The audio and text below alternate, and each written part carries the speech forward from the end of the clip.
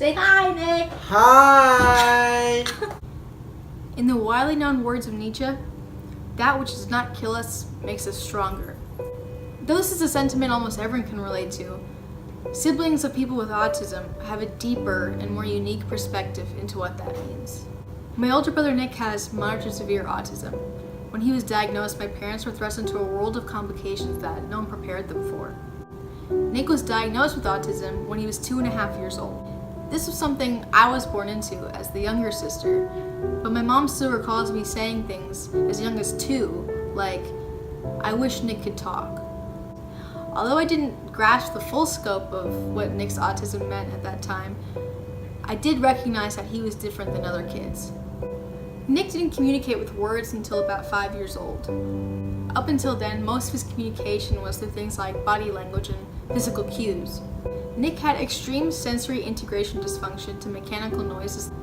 The most insignificant thing to us would send Nick into a full-blown tantrum, screaming and crying on the ground for hours. My parents would work tirelessly to simultaneously try to figure things out and to avoid outside stimuli that would upset Nick. This impacted invitations to birthday parties, social events, and other family fun that my peers got to experience. It wasn't until Nick was older and able to handle these things that I was able to go, and by that time we stopped getting invitations because people assumed Nick couldn't handle it. Sadly, my parents divorced when I was 7 and Nick was 9. Soon after, my mom, my brother, and I packed up in Oklahoma and moved to California. We made the move so we could have more family support, so my mom would have someone to watch us when she had to work.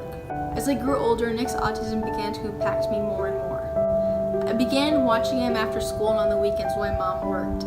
I clothed him, made him food, took him to the bathroom. In middle school and in high school, I was at home with Nick, taking care of him while my friends were at the mall, at the beach. Because of this, I often felt removed from my peers, left out, lonely.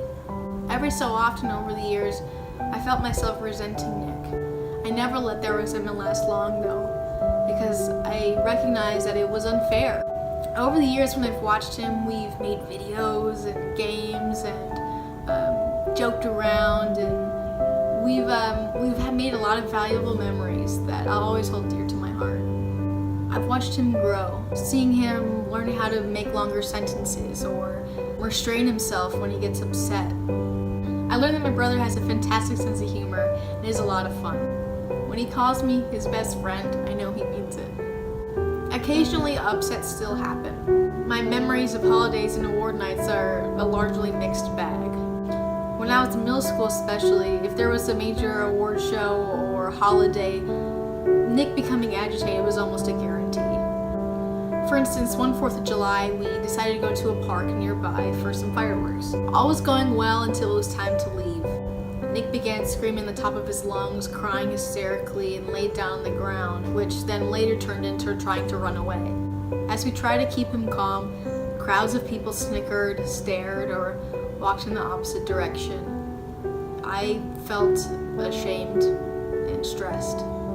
I wished in that moment that I could be anywhere else, somewhere far away from Nick and from that park. That night also represented how little understanding people have of autism. Despite 1 in 68 being diagnosed with such, people have a very poor understanding of what autism is. To most, autism is an illness that puts you in the special ed class.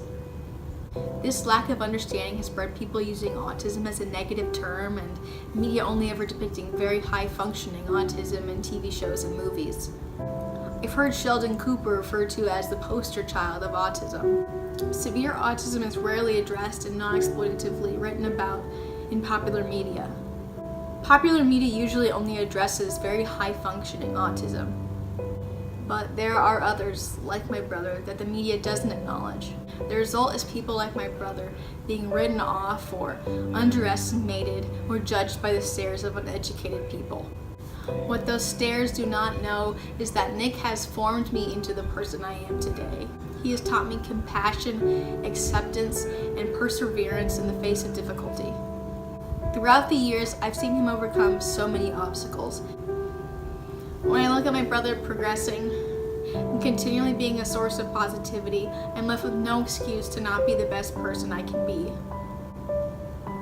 Knowing what I know now, I wouldn't change a thing about my brother. As I head into college, I'm inspired to spread what my brother has taught me, in a climate where those lessons of empathy are so badly needed.